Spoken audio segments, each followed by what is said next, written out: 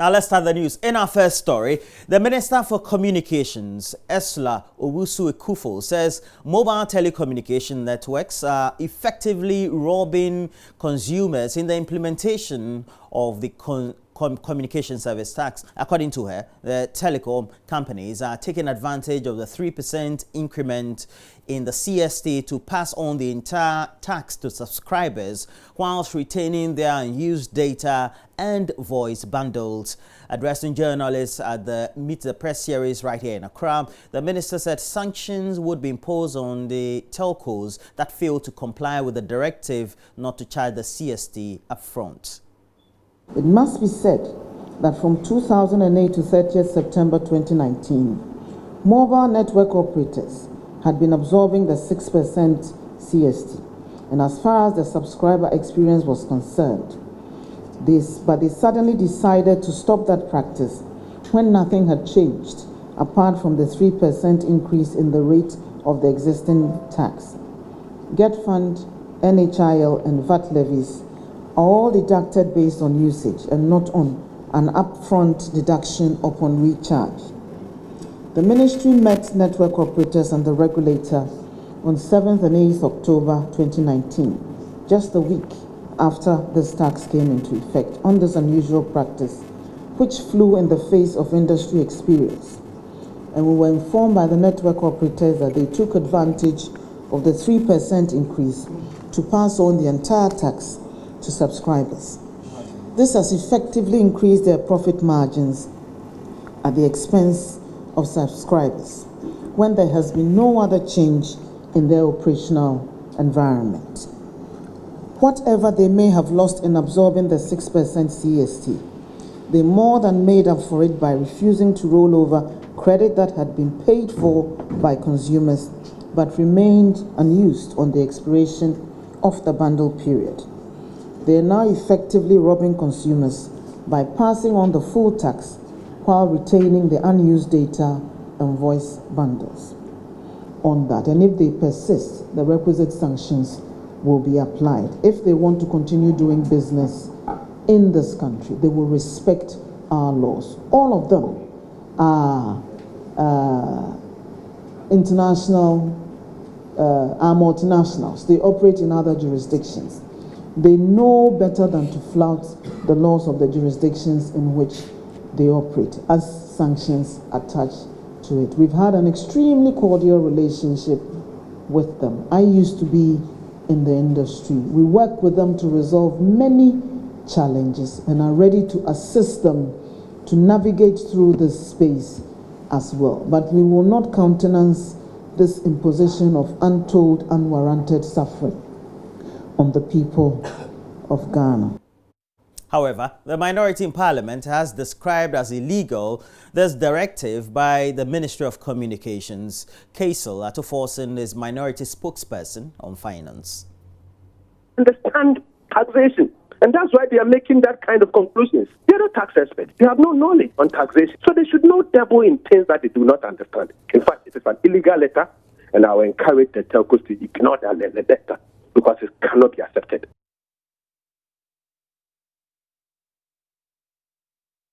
In response, the Minister of Communications said anyone who is of the view that the directive is illegal could challenge the directive in court. I don't know about the directive being illegal. The Electronic Communications Act mandates or gives the minister the authority to give policy directives to the regulator in the management of this industry.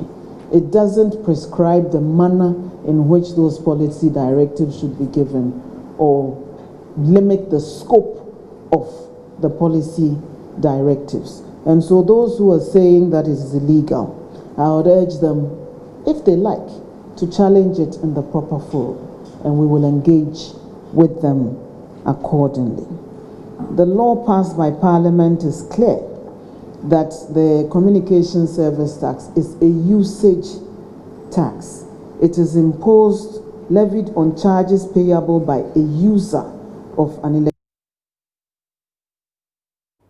Oh, we have to move on. And the Progressive People's Party is calling for an amendment of the Constitution to stop the president from appointing 30% of assembly members. According to the first vice chair of the PPP, William Dowokpo, this move will allow Ghanaians to elect district assembly members of their choice. He was speaking at a news conference on the challenges that could confront the upcoming referendum for the election of metropolitan, municipal and district chief executives in Accra on Monday. Some of the recommendations by the party are the amendment of Article 242D, which allows government to appoint 1/3 of the assembly members to allow for the election of all members of the district assembly, and an upward review of the district assembly's common fund from the current 5% of the national revenue to 10%. First Vice Chairman of the party, William Dowokpo, says the Ministry for Local Government and Rural Development must publicize the comprehensive roadmap with all the laws to be amended so that Ghanaians will have a clear understanding of government intentions. He further stated the failure of government to amend Article 243, Clause 3B will render the entire process useless.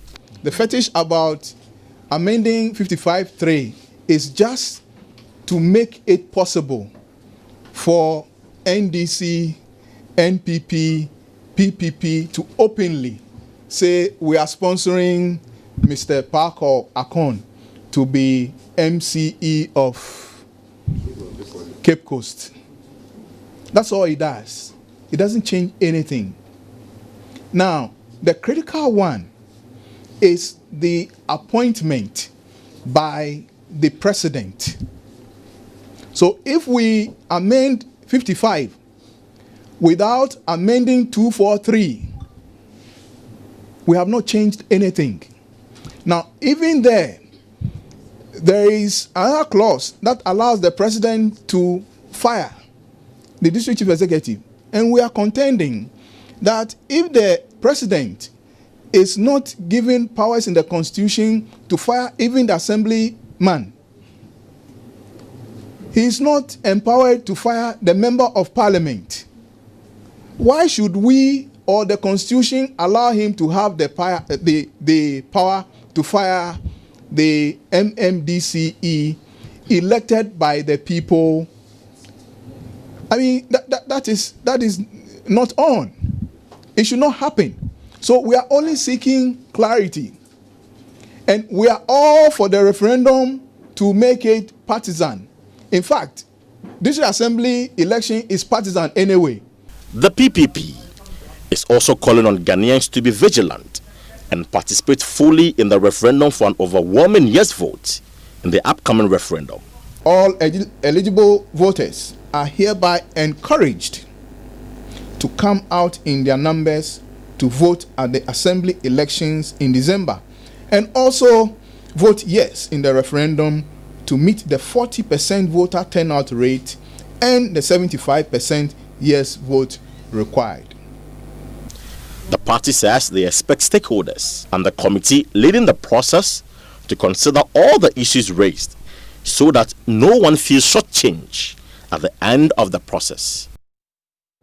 Away from politics, large parts of the capital have for years been scenes of gunfight as gun-toting land guards took over land that they did not own or protect the land of those willing to pay for their services. At Insakenania Masaman, for example, a sprawling suburb in Accra, land guards have taken over their activities, and as a result, their activities have gone a notch higher.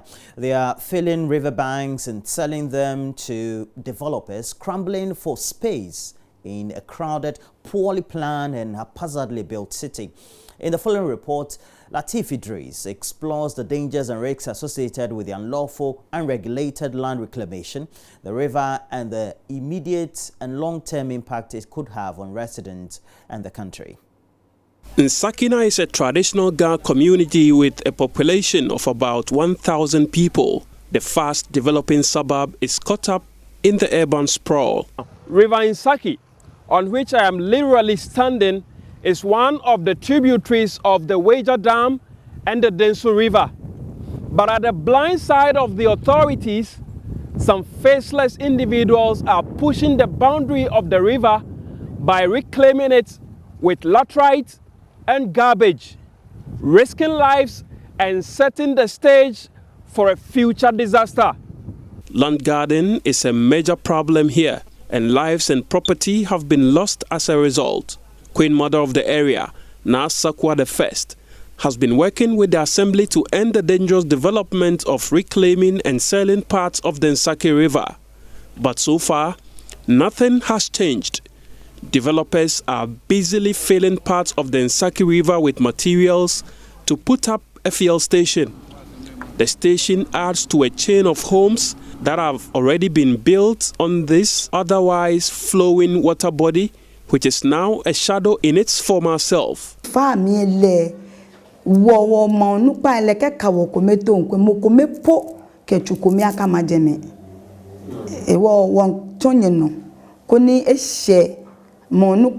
We are sending a message to government to come in and stamp its authority to stop the reclamation and sale of the land.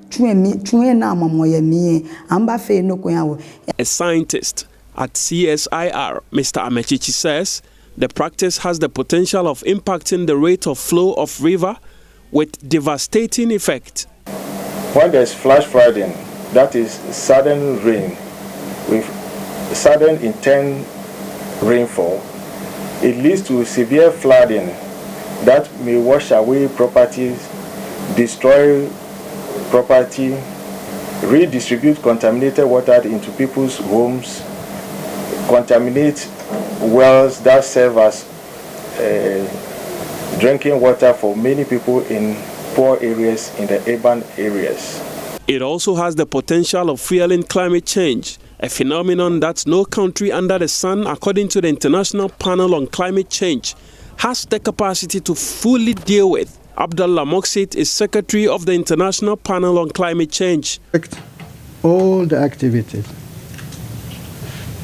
It also showed that no region, no small place in the world is not affected by a climate change. Developed or developing countries are concerned. And not only this, and this is also at the heart of what is now discussed, all the countries, even developed, don't have the capacity to adapt and to manage those extreme events. Special Envoy for Science in Global Policy at the International Science Council, Dr. Flavia Schlegel, is concerned about the impact of the practice on the ecosystem. The question with reclaiming the river is, are you getting together as communities along these rivers, because there is upstream and there is downstream? So are the people from upstream talking to the people from downstream? Are you aware that you're not polluting the river through what you put in the soil when you grow your plants? Are you overfishing your river? Are you taking away water in season where you actually should keep it in the river? So I guess there is a lot of knowledge about how to manage the natural resources you have. The United Nations forecast of the impact of climate change shows that nations would in the coming years invest trillions of United States dollars in infrastructure to mitigate climate change. Secretary General of the United Nations, Antonio Guterres, has therefore encouraged nations to make the building of resilient infrastructure central to their investments. From the South Pacific to Mozambique to the Caribbean and beyond, I've seen the devastating and life-changing impact of the climate emergency on vulnerable communities. Disasters inflict horrendous suffering and can wipe out decades of development gains in an instant. In the coming decade, the world will invest trillions of dollars in new housing, schools, hospitals, and infrastructure. Climate resilience and disaster risk reduction must be central to these investments. There is a strong economic case for such steps. Making infrastructure more climate resilient can have a benefit-cost ratio of about 6:1. For every dollar invested, $6 can be saved. The faceless individuals may be undertaking the nefarious activity of reclaiming a primary source of potable water for thousands, if not millions, of people in the national capital at the blind side of the law today, but if and when disaster strikes tomorrow, it will be glaring and the states will rush here with aid. A stitch in time, we say, saves 9. Latif Idris, JoyNews, from the swampy Insake River. Moving on, children in the East Mamprusi municipality of the Northeast region are dropping out of school to hunt for lizards and birds. JoyNews' Ilyasu Tanko was in the area and reports that these children are refusing to go to school just because of the deplorable conditions under which they learn. There's more in this report. School children in many schools in the Mamprusi area study under deplorable conditions, from rough to unventilated classrooms to dilapidated structures. Children either lay on their stomach or sit on hard stones to learn. 7-year-old boy Napari Acheri is shirtless, working in a backyard garden. When JoyNews inquired, Napari said his mother, who was away, asked him to look after his 2 little sisters.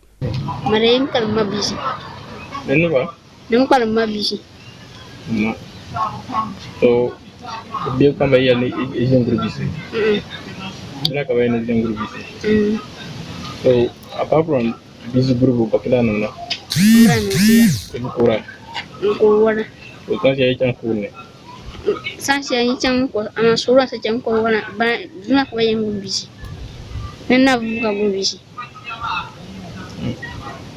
This practice has become a trend due to challenges in the education sector. In the Zarantinga MA Primary School near the capital, Nalerugu, lack of classrooms and desks are causing parents to withdraw their children from school. The school, with a population of around 400, is made up of 3 classroom structure, where children in primary 5 and 6 are made to share one. Headmistress of the school, Larison Nimaliba, tells JoyNews the situation has affected enrollment and academic performance of the children. According to her, some teachers have refused posting to the school, whilst majority of existing staff are demanding transfer. The heat season is not always easy. We find it very difficult. You sit with the children under the sun, you see that the place is not all that shady. So we sit under the sun. The moment it's 11 going to 12, you see them, they will start sweating. And it's not always easy with us. Infrastructure, some of the teachers are trying to take transfer outside the school because they have seen no reason why we are the same people. Others will enjoy facilities even with fans in their classrooms, and we are here sitting under trees. So that way some of us, they are running around. The only teacher handling kindergarten, Mumuni Hawabu, said she chose not to take a transfer because she wants to help the children. It's not easy. That's why when they are transferring teachers to this place, they used to refuse. But we those who are feeling pity about the children, we don't want to go and leave the children. But if they transfer a teacher to this school, they refuse to come. Then some, they will come and they will take transfer and run back. Yes, they don't motivate us, but we as a human being, we feel very pity for the community and the children. That's the reason. But motivating us, no one motivates us. Sometimes when you are even asked them to help you, like furniture, school tables and what they want to even, no one is. The community members are calling on government and the education ministry to intervene.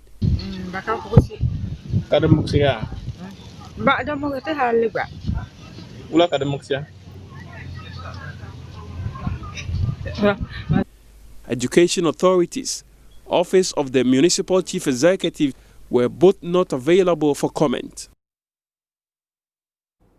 And that's it for the latest news headlines. But we have more news, so we'll review the newspapers next. Stay with us.